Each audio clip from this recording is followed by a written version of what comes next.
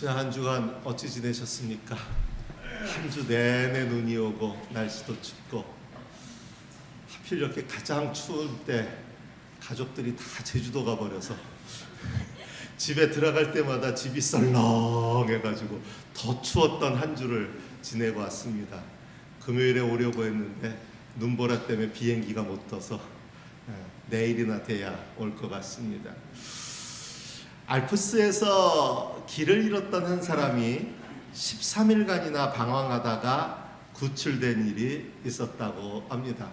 우리 김영구 집사님 산에 갔다가 남미의 산에 갔다 잘 무사히 돌아오신 것 같아서 반가운데, 이 사람은 알프스 산에서 길을 잃고 13일이나 헤맸다고 합니다. 이 사람은 나름 산에 대해서는 전문가이기 때문에 살아보려고 매일 12시간 이상씩을 필사적으로 걸었는데, 나중에 구조되고 나서 알고 보니까 그가 길을 잃은 그 지점을 중심으로 해서 불과 6km 안에서만 뱅뱅 맴돌았다는 사실을 알게 되었습니다. 자기는 한 방향으로 나아간다고 생각했는데 실제로는 같은 장소를 오고 가고 했던 것입니다. 이것을 링 반데롱, 원을 뜻하는 링에 걷다라는 독일어 의미인 반데롱을 사용해서 링 반데롱, 우리말로는 환상방황이라는 현상이라고 설명합니다. 사람이 눈을 가리면 똑바로 걷지 못하고 20m를 걸으면 약 4m가량의 오차가 생기고 100m를 걷게 되면 결국은 원을 그리고 뱅뱅 돌게 된다는 그런 이론입니다. 흔히 등반 상황에서 이런 일이 일어나는데, 그래서 되도록 똑바로 걷기 위해서는 3가지의 비결이 있다고 합니다. 첫째는 과감한 발걸음으로 성큼성큼 걷는 것입니다. 똑바로 간다고 조심조심 걷다가는 오히려 더 삐뚤어질 확률이 높다는 겁니다. 두 번째는 약 30보 정도를 걸어간 후에는 잠시 멈추었다가 자기가 잘 걷고 있나 확인하고 새 출발하는 마음으로 또 30보를 걸어야 한다고 합니다. 소신을 가지고 과감하게 전진하되 가끔 쉬어가면서 늘 새 출발의 마음으로 자신의 길을 살펴야 한다는 겁니다. 마지막 셋째는 멀리 하늘을 바라보며 걸어야 한다고 합니다. 좌표를 설정해야 한다는 뜻입니다. 오늘을 살아가는 우리들은 산에서 조난당한 것도 아닌데 이 같은 방황을 경험하고 있습니다. 세상이 어떻게 흘러갈지 예측 불가능한 사회가 되었습니다. 대통령이라는 사람은 연일 민주주의의 근간을 흔드는 발언을 쏟아냅니다.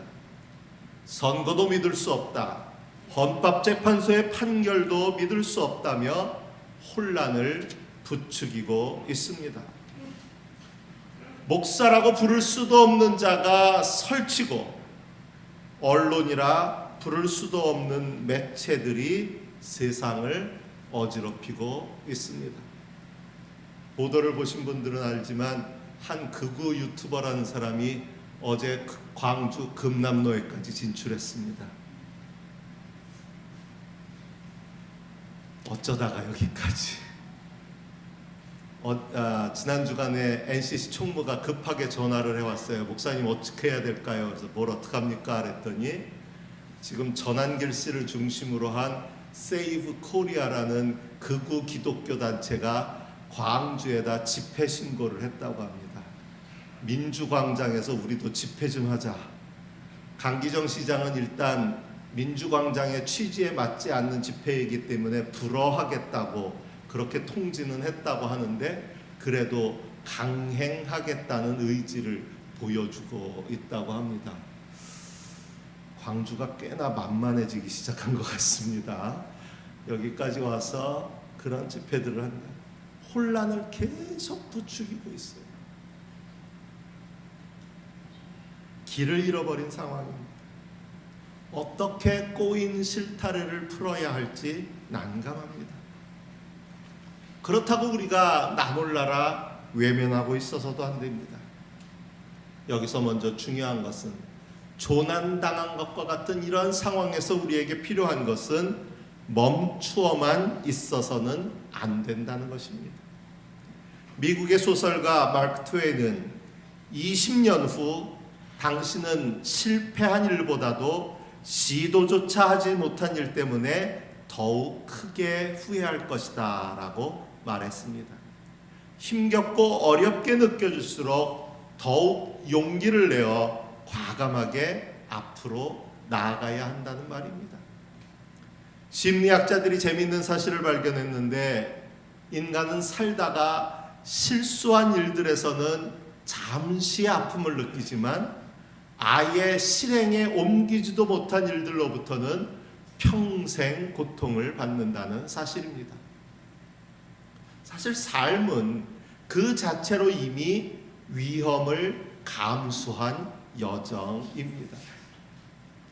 시인 자넷 랜드의 말처럼 사는 것은 죽는 위험을, 희망을 갖는 것은 절망하는 위험을, 그리고 시도하는 것은 실패하는 위험을 감수하는 일일 수밖에 없습니다. 하지만 삶에서 가장 큰 위험은 아무 위험도 감수하지 않는 것이라고 말하고 있습니다.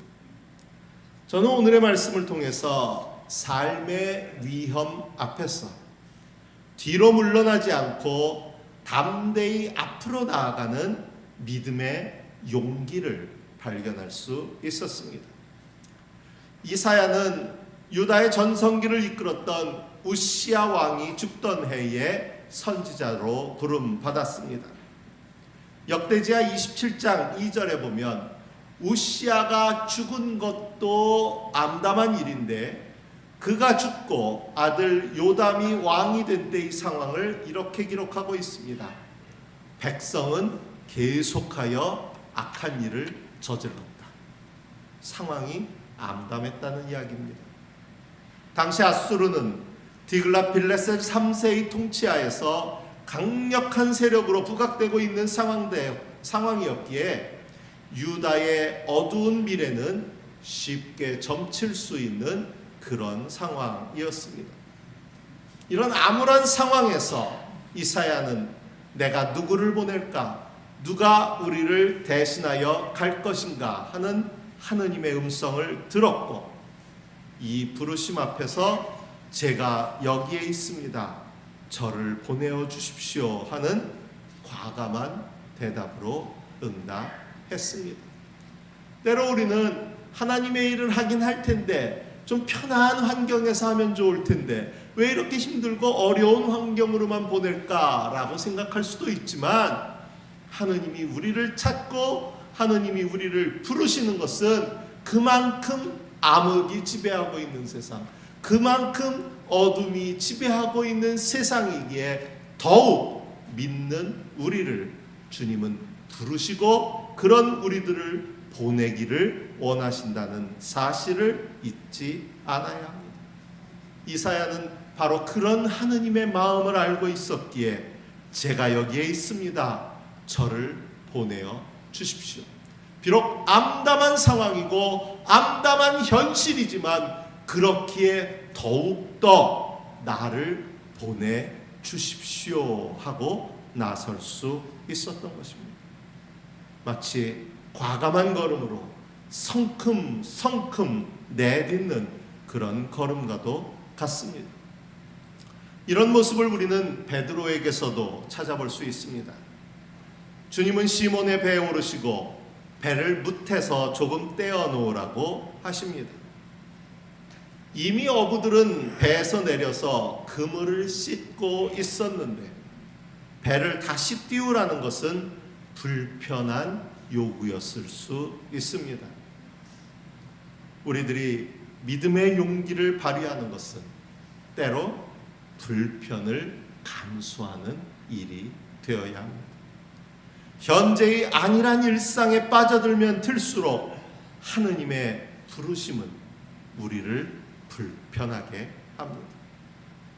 굳이 그렇게까지 하면서 예수 믿어야 하나 싶은 생각이 들 때가 있습니다.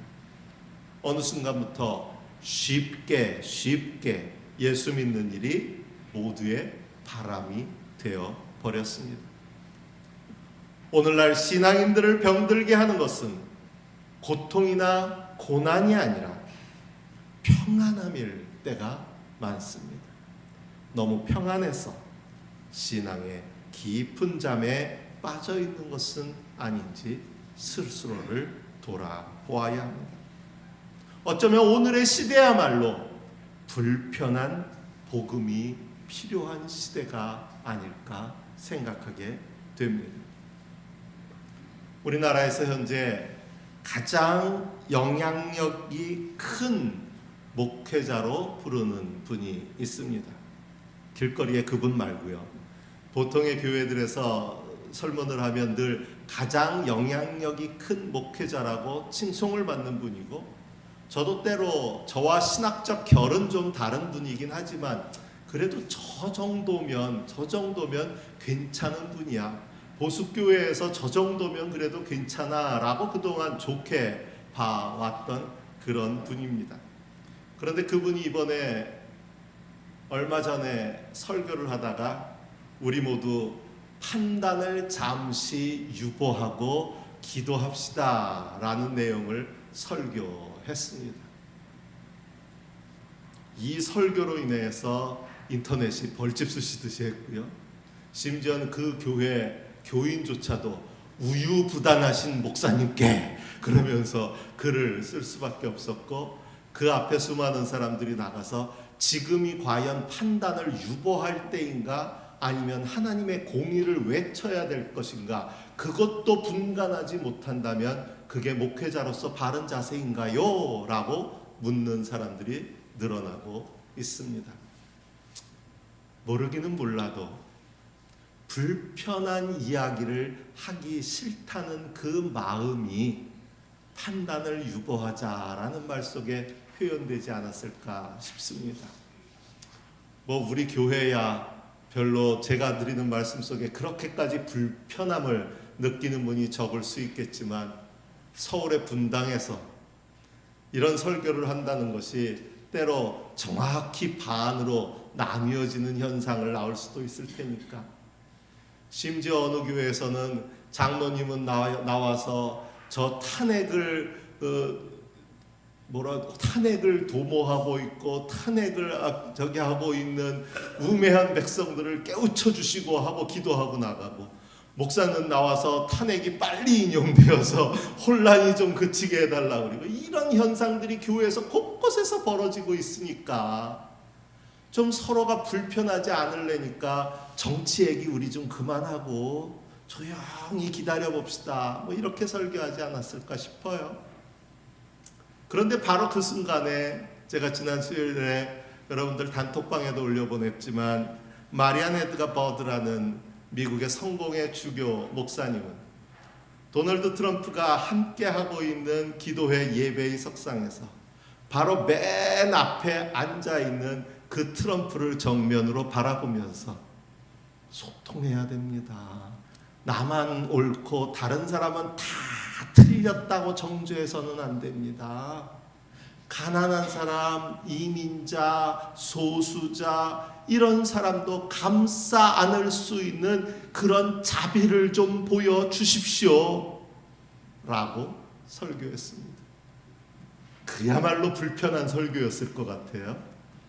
아니나 다를까 설교가 끝나자마자 자기의 SNS에다가 반응을 적어 올렸는데, 매우 불쾌했다, 매우 무례했고, 심지어는 설교로서 평하기도 어려울 만큼 지루한 설교였다.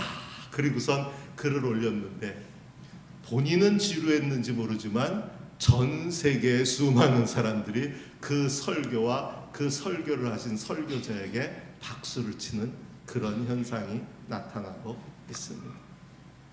때로 주님의 말씀은, 주님의 복음은 우리를 불편하게 합니다. 예수님 시대의 종교 지도자들을 생각해 보십시오. 예수님이 전하시는 복음이 얼마나 불편했겠습니까? 얼마나 불편했으면 예수님을 십자가에 죽이기까지 했을까요? 여러분, 우리 마음속에 때로 교회에 와서 참 마음을 위로하는 이야기, 좋은 이야기 들으려고 왔는데 그러지 않아도 TV에서 지긋지긋하게 듣는 불편한 이야기 그만 듣고 싶다라고 생각하실 수도 있겠지만, 사실 복음의 핵심은 우리를 불편하게 하는 이야기입니다. 베드로는 밤새 배를 띄우고 물고기를 잡고자 노력하였지만 아무것도 잡지 못한 채 그렇게 허탈한 심정으로 그물을 정리하고 있었습니다. 몸도 천근만근 지쳤고 마음도 불편한 마음이었습니다. 그런 그에게 배를 좀 띨시다 하는 이 요구, 어떻게 들리십니까? 불편한 요구입니다.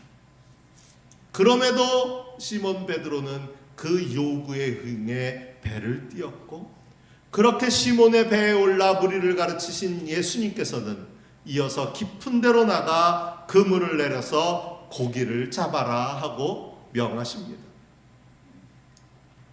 때로 인생의 용기는 우리의 상식과 세상의 지식과 논리를 벗어날 것을 요구합니다. 베드로의 대답 속에서 우리는 그것은 상식에 맞지 않는다라는 완곡한 주장을 읽을 수 있습니다. 선생님, 우리가 밤새도록 애를 썼으나 아무것도 잡지 못했습니다. 그런데 하물며 이제 와서 깊은 곳으로 가서 그물을 내리라니요. 이 호숫가에서 잔뼈가 굵은 내 상식에는 도무지 맞지 않는 이야기입니다 라는 이야기입니다. 사실 링반데룽을 경험하는 사람들 중에 자신들이 잘못된 길을 가고 있다고 생각하는 사람들은 없다고 합니다. 자신이 바로 가고 있다고 생각하기에 멈추지 않고 제자리를 맴돌게 되는 것입니다. 잘못되었다는 것을 깨달았다면 아마도 그 사람은 다른 해결책을 찾았을 것입니다. 우리의 잘못도 이것입니다. 인생이 잘못되어 가고 있음에도 여전히 가던 길을 멈추지 않습니다.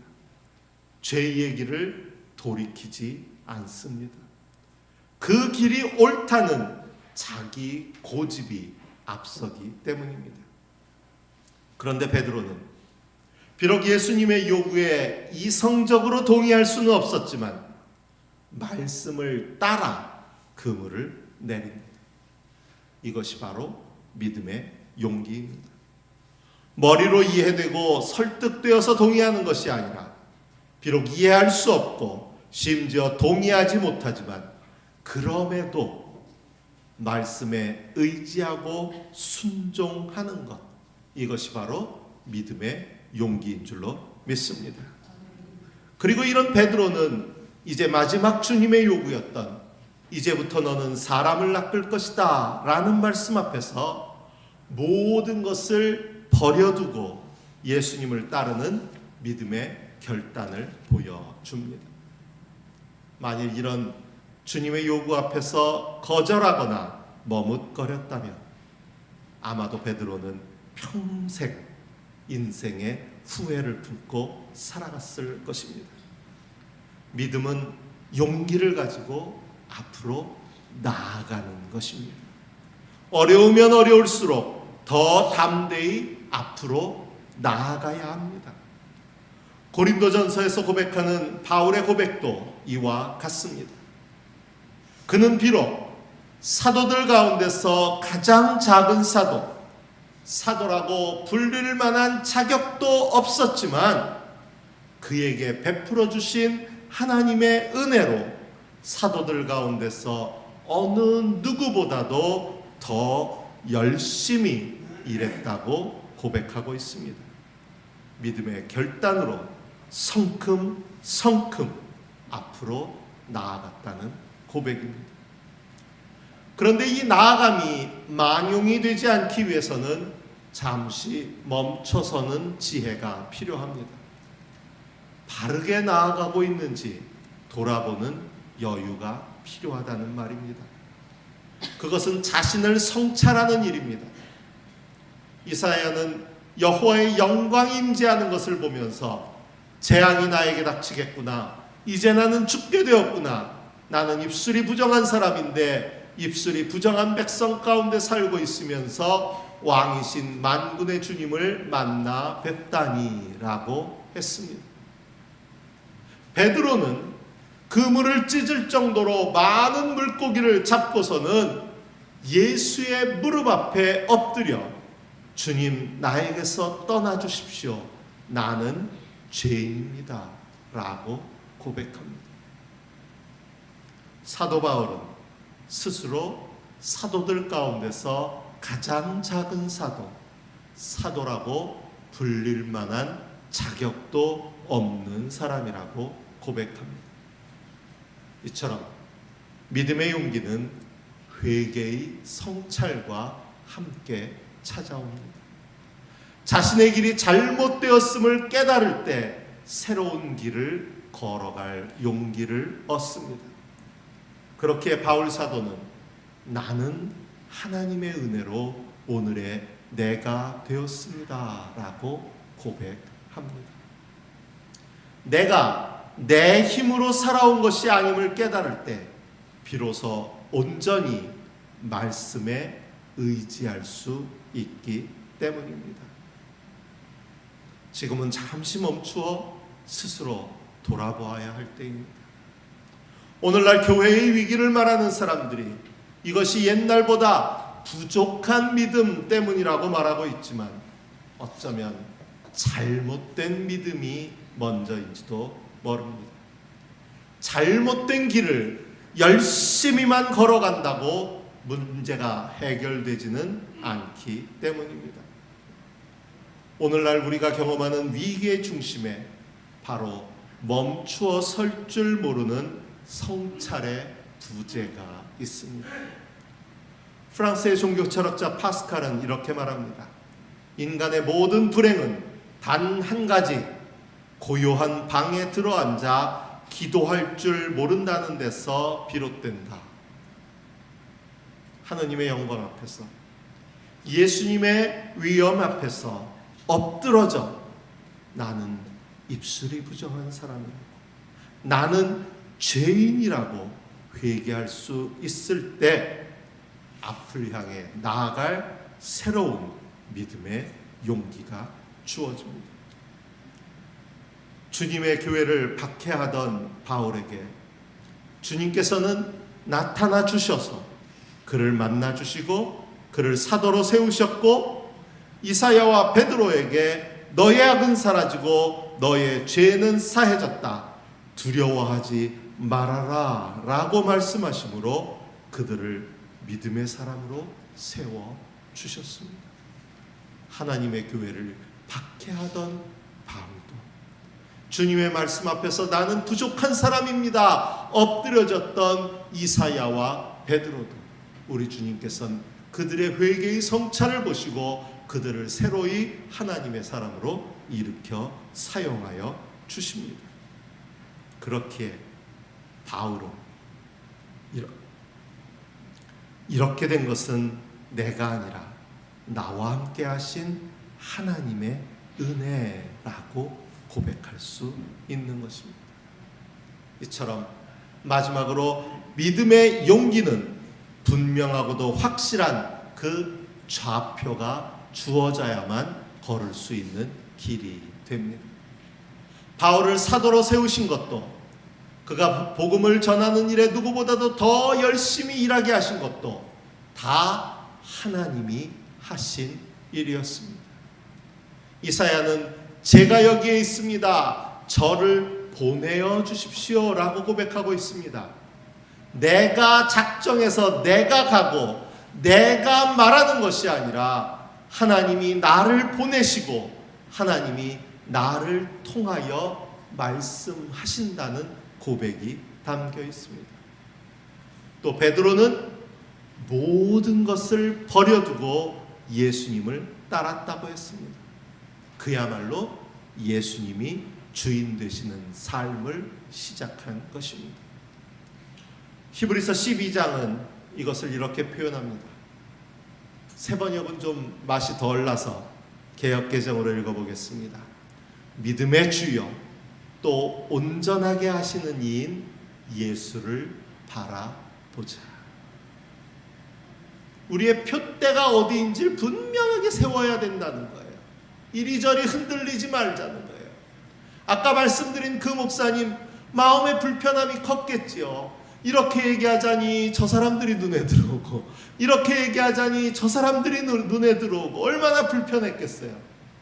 그런데 같은 목회자로서 그 심정은 이해하지만 한 가지 그분에게 부족한 것이 있는데 주님의 복음을 전하는 자로서 우리들이 보아야 할 것은 오른쪽에 앉은 교인도 아니고 왼쪽에 앉은 교인도 아니고 오직 예수님이에요. 예수님만 바라보고 선포할 수 있어야 돼요. 여러분도 예수님만 바라보고 믿음의 삶을 걸어가야 할 줄로 믿습니다. 영어 성경에서는 이 12장 2절을 이렇게 표현합니다.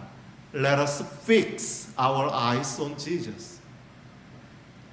재밌었어요. 그저 Let us see라고 하지 않고 Let us fix라고 얘기했어요.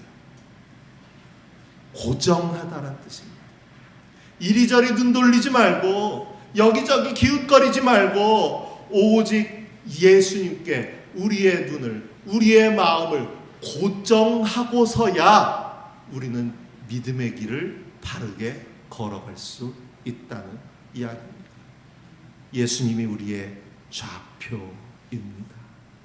당장의 괴로움과 어려움이 우리의 시야를 가린다고 할지라도 그럴수록 더욱 예수님만 바라보실 수 있는 여러분들이 되시기를 바랍니다.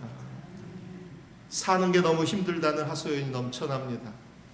교회의 위기, 사회의 위기, 나라의 위기를 말합니다.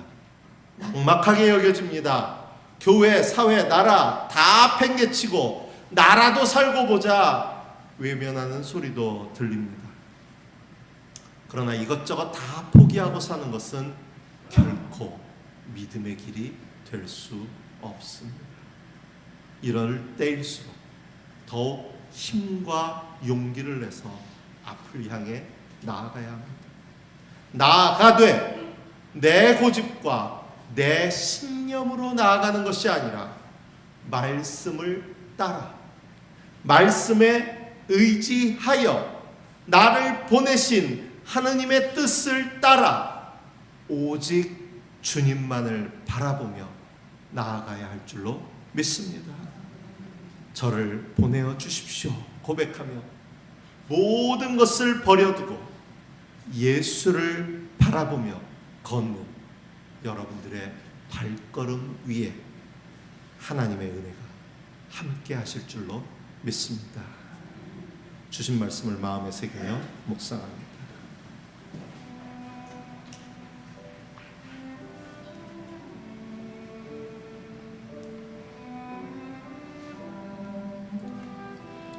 내가 누구를 보낼까? 누가 우리를 대신하여 갈 것인가? 내가 아뢰었다.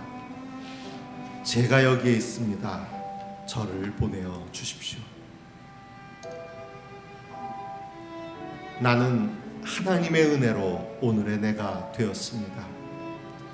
나에게 베풀어 주신 하나님의 은혜는 결코 헛되지 않았습니다.